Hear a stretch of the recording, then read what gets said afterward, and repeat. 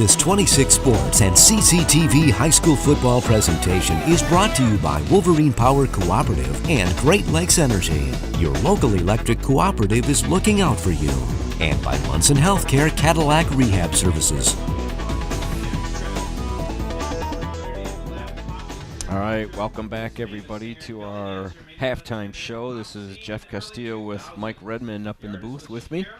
And we've had a interesting game. Started off a little bit slow, a little tight, and all of a sudden the ball start kind of flying around, the turnovers start happening, and the scores start blowing up a little bit. Mesick's up 36-0 on Bear Lake. Knotted up at 0-0 with 22 seconds left in the first quarter, and then that floodgates for the Bulldogs started with a running touchdown by Stewart, and then Stewart to Spencer for a 30-yard touchdown. So within a 22-second period there, the Bulldogs had 2 touchdowns on the board. Yeah, that happened real quick. 14-0. Yeah, it was very quick, but that made that end of that first quarter last forever, it seemed like, but it was some exciting action. Then we had Matt Bennett to start the second quarter with 9:42 in the second quarter on a running touchdown, exciting play.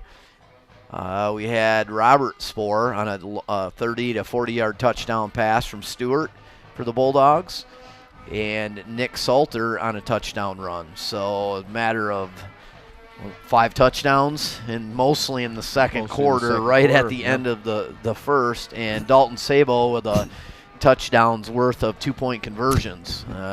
He had 3, so fumbles, and more fumbles, but overall some pretty good exciting action.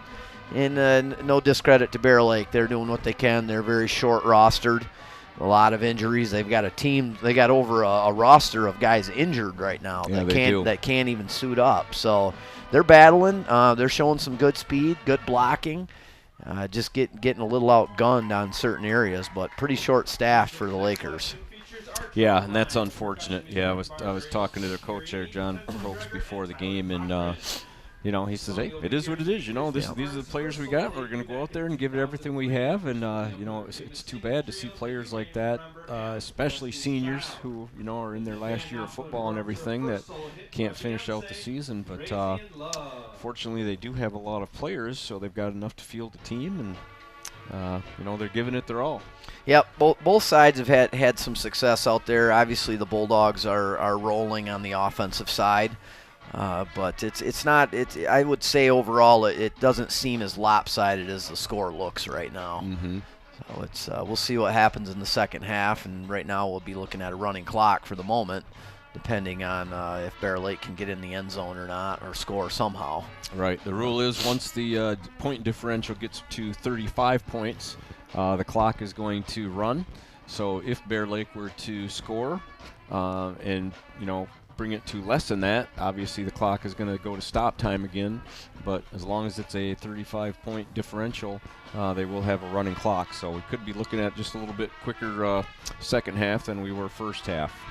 Yep, it's good. Once again, beautiful weather for a football game tonight. Nice cancer awareness piece for the Bulldogs, and Parents' Night as the season winds down for all teams, depending on which teams are going to make the playoffs or not. Right, last home game for the Bulldogs here. You can feel a change in the weather. You can just feel it. We're at the end of the season now. Such a distinct difference from when the school year started.